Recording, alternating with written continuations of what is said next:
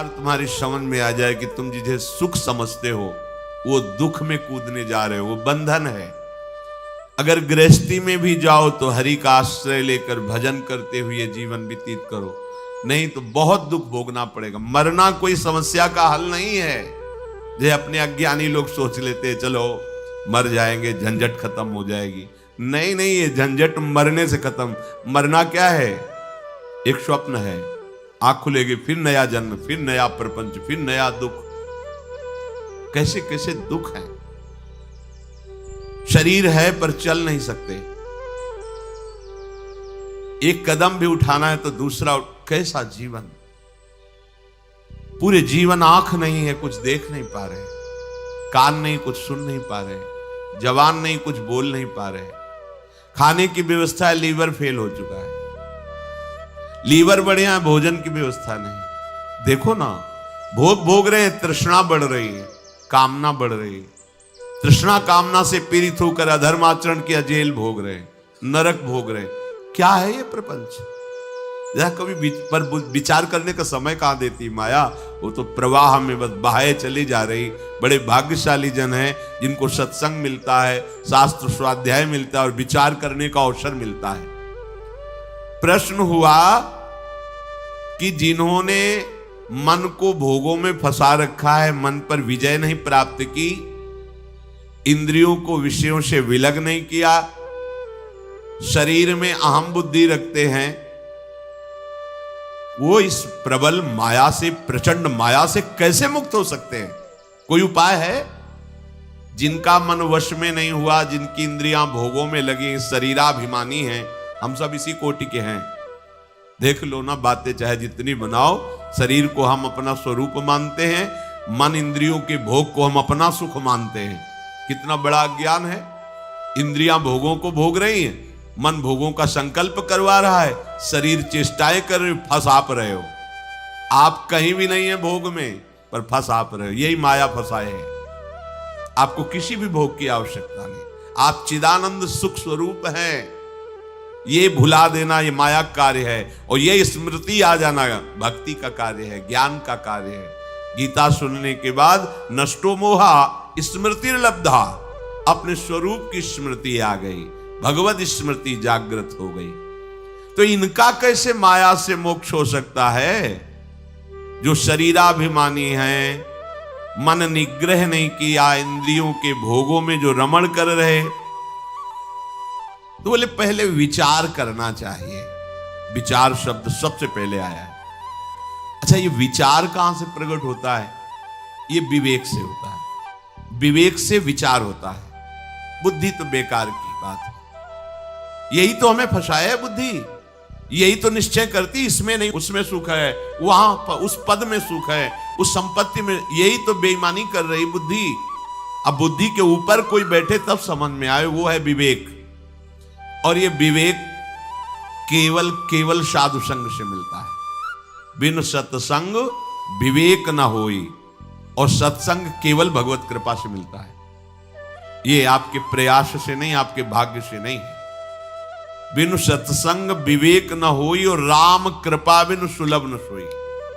सत्संग मिल गया, मानो हमारे ऊपर भगवान की विशेष कृपा हो गई। अब इस विशेष कृपा में विवेक जागृत होता है, फिर उससे विचार होता है। कहते विचार करके देखे कि ये जो स्त्री पुरुष का आकर्षण है, अनादिकाल से ये चला आ रहा है, प्रकृति का पुरुष के प्रति आकर्षण। ये संसारी मनुष्य इसी आकर्षण में सुख की भावना से दुख में बंधता चला जाता है। बहुत बड़ी विचित्र लीला भगवान की है। बहुत, इसीलिए चूंकि जो जिनका विवेक जागृत हो, देख के वो कांप जाते हैं। कितनी विचित्र लीला है। किसी एक जगह साधक रहते थे, भ्रमण के समय की बात है। दोष दृष्टि मत करना, माया का प्रभाव ही ऐसा है। अगर आप चूक करेंगे तो आप चले जाएंगे, हम चूक करेंगे तो हम चले जाएंगे। चूक नहीं होनी चाहिए। चूक का मतलब आज्ञा उल्लंघन, शास्त्र आज्ञा उल्लंघन, गुरु आज्ञा उल्लंघन, ये चूक है, ये आपको ले जाएगी। भक्तों के संग से ऐसी घनीभूत भक्ति, घनीभूत जिनमें कहीं भी पोलापन नहीं है, ठोस। घन कहते हैं ठोस को। अगर घनीभूत भक्ति है तो भक्तों की कृपा से जागृत होती है। भक्तों की कृपा का स्वरूप उनके वचनों के अनुसार चलना। अगर घनीभूत भक्ति नहीं, उसमें पुलापन है, तो फिर गिरने के चांस है। एकांत जंगल में वो रहते थे, पूरे आश्रम में अकेले 2, 4, 10 लोग दिन में आ जाते थे शाम के लिए। वहां एक पागल शरीर वाली स्त्री दरवाजे पे गेट के ऐसे ही, उनको दया आई। सर्दी का समय था, अंदर कर लिया, भोजन पवाया। साधु का हृदय ही ऐसा होता है। पर दया बिना साधु कसाई, और दया करी तो आफत आई। दोनों बातें ध्यान रखनी चाहिए।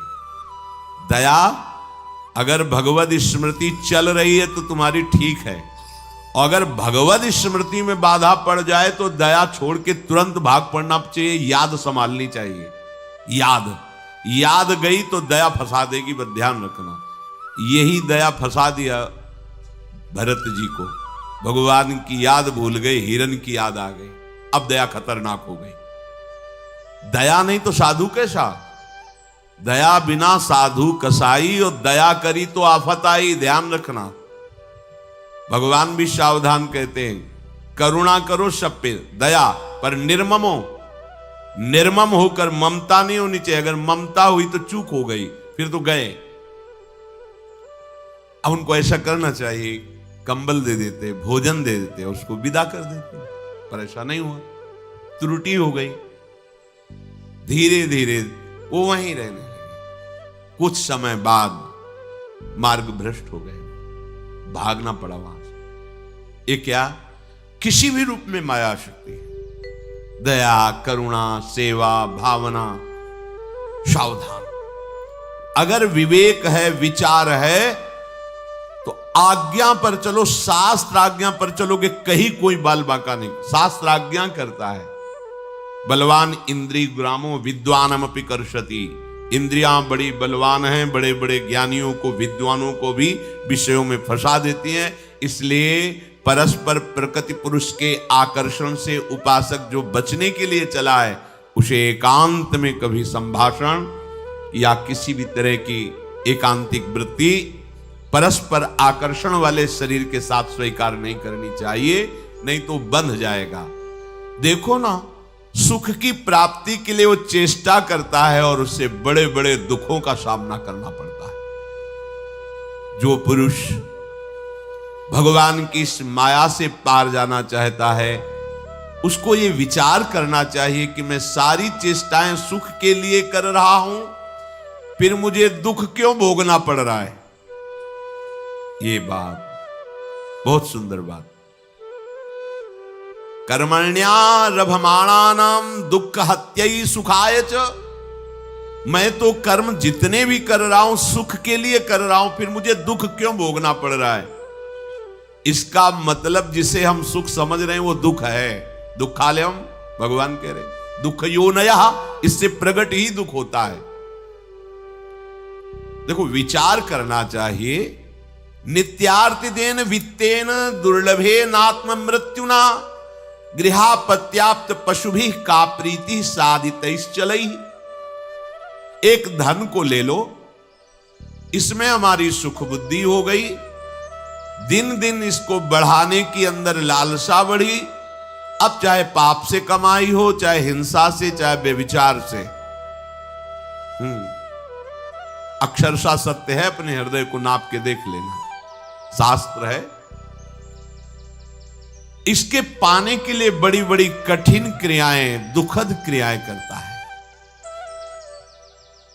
इसी बात से तो घृणा हुई थी पिंगला जी को। जनकपुरी में, विदेहराज की नगरी में ये वैश्यावृत्ति करती थी। अपने शरीर को बेच करके धन कमाना, शरीर को सजा करके दरवाजे पे बैठी, जो व्यक्ति आता सोचती मेरे ही पास आ रहा है, मुझे धन प्रदान करेगा। 12 बज गए रात्रि तक कोई नहीं आया। हर व्यक्ति को इसी भावना से देखती, जल गया हृदय। एकांत से धिक्कार है मेरे इस जीवन को। हमारे हृदय में प्रभु बैठा हुआ है, मैंने आज तक उसे, मैं विदेहराज की नगरी में रहती हूं, ज्ञानियों की नगरी में, और कितना निकृष्ट आशा, शरीर से भोग, भोग से धन, धन से फिर भोग। अब नहीं, देखो इतनी महान हो गई कि भगवान दत्तात्रेय जी ने 24 गुरुओं में एक गुरु पिंगला जी को भी माना, और चतुरासी जी जैसे रस समुद्र ग्रंथ में, वाणी जी में महाप्रभु ने पिंगला का उदाहरण दिया। यह जो एक मन बहुत ठौर करी, कहीं कौने सच पायो, जहां तहां विपत्ति जार जुवती लो, प्रगट पिंगला गायो। निष्ठा कर ली उसी, आज के बाद कभी किसी पुरुष की तरफ नहीं हेरूंगी, भूखी मर जाऊंगी पर गलत आचरण नहीं करूंगी, अपने हृदय में विराजमान हरि से प्यार करूं। महात्मा बन गई उसी क्षण गुरु माना दत्तात्रेय जी ने। दत्तात्रेय जी जैसे अवधूत महापुरुष ने तत्काल पिंगला जी के चरणों में नमन करके गुरु भाव स्वीकार किया। आशा ही परमम दुखम, नैरास्यम परमम सुखम। इसे एक और संकेत मिलता है, कल तक बेविचारी रहा है, तुम्हारी दृष्टि में हो सकता है कि बेविचारी है, और आज कितनी ऊंचाई पर चढ़ गया तुम नहीं जान सकते। उसने संकल्प कर लिया, निष्ठा कर ली, सब खत्म। तुम्हें लगेगा ये कल वाला है, नहीं नहीं, हाँ, ऐसा दोष दर्शन करने पर तुम्हारा पतन हो जाएगा। आंतरिक आध्यात्मिक भूमिका कब बढ़ गई तुम्हें क्या पता चला? हरि गुरु कृपा से वो कितनी ऊंचाई पर बैठ गया तुम्हें क्या पता चला? देखो ना, पिंगला अभी तक वैश्या थी और अभी निर्णय किया, वो अभी गुरु बना लिया दत्तात्रेय जी ने 24 गुरुओं में, और उसका महामहिम स्वरूप भगवान वर्णन कर रहे हैं, हरिवंश महाप्रभु वर्णन कर रहे हैं, पिंगला का उदाहरण दे रहे हैं। तो जो इस आकर्षण में, इस सृष्टि का सबसे बड़ा आकर्षण है परस्पर शरीर आकर्षण, इस आकर्षण में जो फंस जाता है उसका अंतिम फाइनल मृत्यु रूप भयानक कष्ट, और जीते जी अपने आप को भूल करके माया मृग बन जाना, अर्थात काम के अधीन होकर पूरा जीवन दुख में व्यतीत करना। घर, पुत्र, स्वजन, संबंधी, पशुधन, ये सब अनित्य, नाशवान, भुलावे वाला। कैसा भुलावे वाला? भले है ना 1 करोड़ रुपया बैंक में जमा है, भले है हमारा परिवार है, हमारे पास जमीन है, हमारे, इसी के चिंतन में तुम्हारा पूरा जीवन निकल जाएगा। जो वास्तविक धन श्री हरिनाम राधा नाम, उससे अछूते रह गए, ठगे गए। एक घर, स्वजन, धन, पशु, मित्र आदि ने ठग लिया तुम्हें, माया ने इनका रूप धारण करके भगवत भजन नहीं करने दिया तुम्हें, ठगे गए तुम। बराबर जन्म मृत्यु, प्रलय, महाप्रलय सब भोगने पड़ेंगे।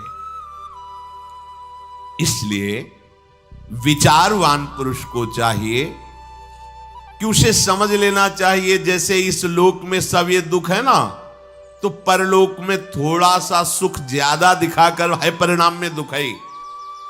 जैसे तुम यहां किसी की सुंदर स्त्री देख करके अपनी स्त्री पर दृष्टि डालना बंद करके उधर देखकर जल रहे हो कि अगर ऐसी पत्नी हमारी होती तो मैं कृतकृत्य हो जाता। ठीक ऐसे स्वर्ग में विमान पे बैठे हैं, अप्सरा पास है, नृत्य गान हो रहा, पास में उस विमान से 100 गुना अधिक, क्योंकि उसका पुण्य अधिक है, तेजस्वी विमान और अत्यंत सुंदर अप्सरा। अब वो भूल गया अपने सुख वैभव को, जल रहा है उसको देख के। पूरा का पूरा ऐसे ही थोड़ा सा ऊपर के लोकों में और पवित्रता और महत्ता, लेकिन सब नष्ट होने वाला है, ये कुछ बचने वाला नहीं। आ ब्रह्म भुनान लोकान पुनरावर्तिनो अर्जुन, ये सब नष्ट, परिवर्तनशील, आने जाने वाला है। इसलिए कोई दान पुण्य इस भावना से न करे कि स्वर्ग में सुख प्राप्त करेंगे, क्योंकि वो भी ऐसा ही है, उसमें भी शांति नहीं है, परम आनंद नहीं है।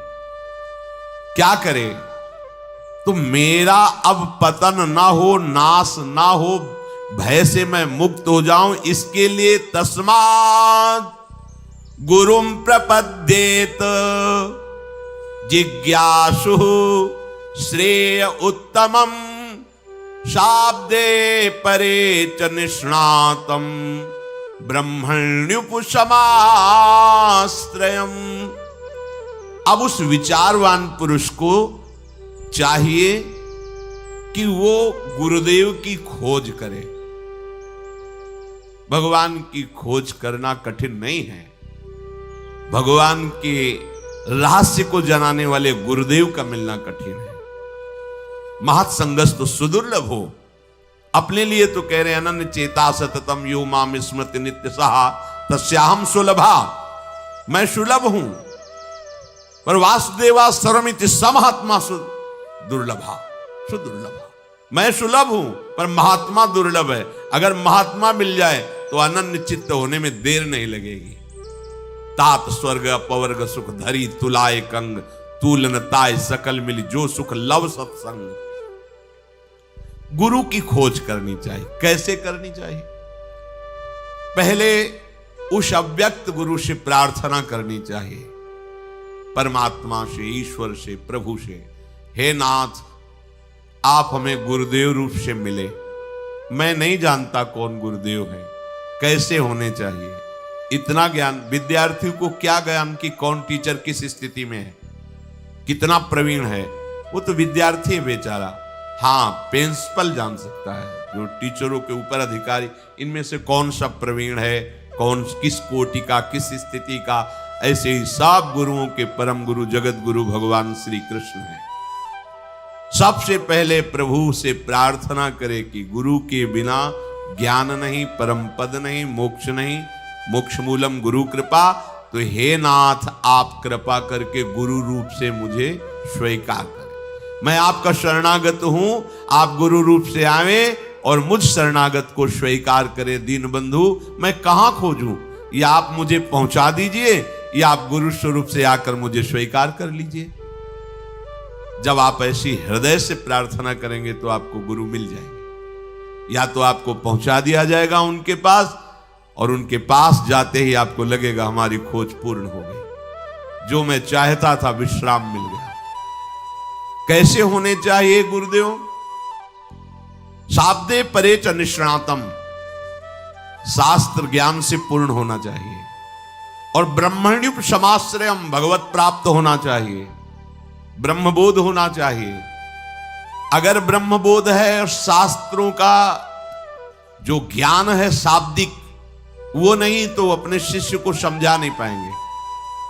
शब्दों का बहुत अच्छा ज्ञान है लेकिन ब्रह्मबोध नहीं, अनुभूति नहीं है, तो शिष्य का कल्याण नहीं कर पाएंगे। इसलिए दोनों बात होनी चाहिए। शाब्दे परे च निष्णातम, शब्द ब्रह्म अर्थात शास्त्रों के पारदर्शी विद्वान, और ब्रह्मण्युप समाश्रयम, ब्रह्मबोध संपन्न अर्थात भगवत तत्व का अनुभव किए हुए हों, ऐसे गुरुदेव का आश्रय ले ले। तत्र भागवतान धर्मान शिक्षेत गुरुआत्म दैवतः अमाययानुवृत्त्या तुष्येदात्मान मदोहरि। शिष्य को चाहिए कि अपने गुरुदेव को ही अपना परम प्रीतम मान करके, सवाल हल हो जाएगा। शिष्य को चाहिए कि अपने गुरुदेव को अपना परम प्रीतम मान करके, अपनी आत्मा मान करके, अपना इष्ट देव मान करके निष्कपट भाव से गुरुदेव की सेवा करे, गुरुदेव के समीप रहने की आकांक्षा करे। समीप रहने का भाव उनकी आज्ञा में रहना। आप यहां जैसे 1000 कोस दूर रहते हैं पर अपने गुरु की आज्ञा में रहते हैं, तो आप गुरु के समीप हैं। आप गुरु के शरीर के समीप रहते हैं पर आज्ञा उल्लंघन करते हैं, तो आप गुरु से बहुत दूर हैं। ये बात ध्यान रखना। ये मायाकृत बात नहीं है कि शरीर के समीप हो तो आप गुरुदेव के समीप हो, नहीं। गुरुदेव की आज्ञा का पालन करते हो, बहुत दूर हो तो गुरुदेव के समीप हो, और गुरुदेव की आज्ञा का उल्लंघन करते हो तो शरीर के समीप रहते हुए भी आप बहुत दूर हैं गुरुदेव से। गुरुदेव की निष्कपट भाव से सेवा, गुरुदेव के पैर दबाना, वस्त्र प्रक्षालन करना, भोजन देना, ये सब एक अंग है सेवा का। इसे पूर्ण सेवा नहीं कहते। पूर्ण सेवा कहते हैं गुरुदेव की आज्ञा में जीवन समर्पित कर देना। अब क्या करवा रहे हैं इससे हमें मतलब नहीं। आप खड़े रहिए यहां, आप बैठ जाइए, आप ये कीजिए, हमारा जीवन समर्पित है, हमें इनकी आज्ञा पर रहना है। और ये बात भगवान देख रहे हैं कि आप भगवान के नाते ही गुरु को भगवान मानकर अपना मन वचन कर्म से उनकी अधीनता स्वीकार की, तो भगवान ही आपको बोध करा देंगे कि मैं गुरु रूप में हूं, मेरा ये स्वरूप है, परमानंद में निमग्न हो जाओगे।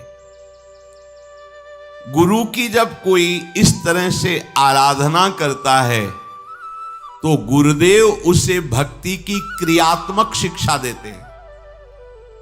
मंगला से लेकर शयन तक, व्यापार से लेकर एकांतिक समाधि तक, ये गुरुदेव की प्रकट क्रियात्मक शिक्षा होती है। आप केवल चित्त को समर्पित कीजिए, गुरुदेव में सब प्रकाशित हो जाएगा। प्रश्न करने की जरूरत नहीं पड़ेगी, उत्तर ही उत्तर आपके हृदय में रहेगा, प्रश्न खत्म हो जाएंगे। हम जब तक अपना अलगाव रखते हैं तब तक प्रश्न होता है, जब अलगाव खत्म हो जाता है तो उत्तर आके विराजमान हो जाता है, प्रश्न की जरूरत नहीं पड़ती। गुरुदेव का आश्रय लेने वाले शिष्य को चाहिए सर्वतो मनसो असंगमादौ संगम च साधुषु दयाम मैत्रीम प्रशयम च भूते श्रद्धा यथोचितम। अपने शरीर से, अपनी संतान से, अपने पारिवारिक जनों से गुरुदेव की कृपा शक्ति से अनासक्त होना सीखे, माया मुक्त होने के लिए। यही हम फेल होते हैं। यदि माया मुक्त होना है, गुरुदेव की शरण ली है, गुरुदेव का आश्रय लिया है, तो आपकी अनासक्ति बढ़नी चाहिए। कहां? शरीर से अनासक्त, पुत्रों से अनासक्त, परिवार के संबंधों से अनासक्त। अनासक्त का मतलब बाबा जी बन जाना नहीं होता है, ये अंदर की बात होती है। नाथ सकल संपदा तुम्हारी, मैं सेवक समेत सुत नारी, ये अनासक्त का स्वरूप है गृहस्थ में। फिर गुरुदेव की कृपा से वृत्ति जागृत होती कि भगवान के भक्तों से कैसे प्रेम करना चाहिए। एक बार श्री आचार्य चरण वल्लभाचार्य जी के शिष्य थे किसी राजकीय विभाग में, और कुछ घोटाला हो गया। यद्यपि उनका कोई अपराध नहीं था, अन्य कर्मचारियों के द्वारा, तो उसमें जो बड़े अधिकारी थे वो भी शिष्य थे श्री वल्लभाचार्य जी के, तो उनकी पूरी संपत्ति जब्त कर ली गई और उनको जेल सजा हुई। जब वल्लभाचार्य जी के बड़े अधिकारी दर्शन करने आए तो उन्होंने सिर्फ इतना पूछा, तुम्हें पता था कि वो तुम्हारा गुरु भाई है? कहा जी। तो तुम्हारे हाथ में इतना शासन था कि तुम बचा सकते थे? जी। क्यों नहीं बचाया? अगर तुम्हारा सगा भाई होता तो तुम क्या करते? बोलो ना क्या करते।